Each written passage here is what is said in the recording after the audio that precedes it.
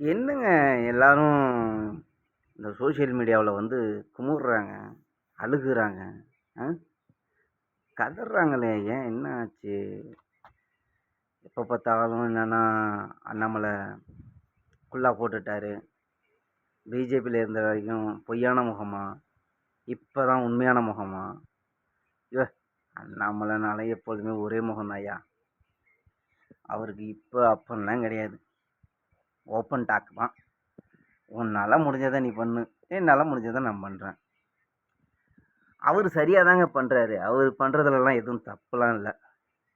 என்ன பண்ணாரு இப்ப வந்து ஒரு ஒரு நல்ல தமிழனா இருந்தானா, ஒரு நல்ல தமிழனா இருந்தா, அத இப்படிதான் பண்ணியிருக்கணும். இந்த ஓட்டுக்காக வேஷம் போடுறது, ஓட்டுக்காக கைய புடிக்கிறது, ஓட்டுக்காக கால்ல விழுவுறது, அந்த வேஷம்லாம் இங்க இல்லைங்க. ஏன்னா, இது சிலருக்கு குத்துது, குடையுதுன்னா கண்டிப்பா இருக்கும். அந்த மாரி உள்ளவங்களுக்கு குத்தும், குடையும். சில கெட்ட எண்ணம் கொண்டவங்களுக்கும் இப்போ வந்து அண்ணாமலை பண்ணது கண்டிப்பா உறுத்தலா தாங்க இருக்கும். அதெல்லாம் யாராலையும் மாத்த முடியாதுங்க. நல்லா தெரிஞ்சுங்க. ஒரு தமிழன், ஒரு நல்ல தமிழனா இருந்தா, ஒருத்தவங்க வீட்டுக்கு போயிருந்து அவங்களுடைய துன்பத்துல கலந்துக்கும்போது, அவங்களுக்கும் ரொம்ப வருத்தம் இருக்கும் இல்லையா? அந்த இடத்துல போயிட்டு, "இல்லைங்க, நான் இந்த மாரி பண்ண மாட்டேன். நான் உங்களுடைய சம்பிரதாயத்துக்குள்ள வரமாட்டேன்." அப்படின்னு சொன்னா, அந்த இடத்துல அவங்களுடைய மனசு எந்த அளவுக்கு பாதிக்கப்படும்? ம். பாதிக்கப்படுமா? படாதா? அந்த இடத்துல அண்ணாமலை அண்ணன் வந்து அந்த மாரி பண்ணல. உன்னுடைய மதத்த வந்து காட்டுற விதமும் மத்தவங்கள வந்து துன்புறுத்தக்கூடாது. இதுவே ஒரு கிறிஸ்டினா இருந்தாலும் சரி, ஒரு முஸ்லீமா இருந்தாலும் சரி, எல்லாருமே அவங்க மதத்த விட்டுக் குடுக்கவும் தேவையில்ல.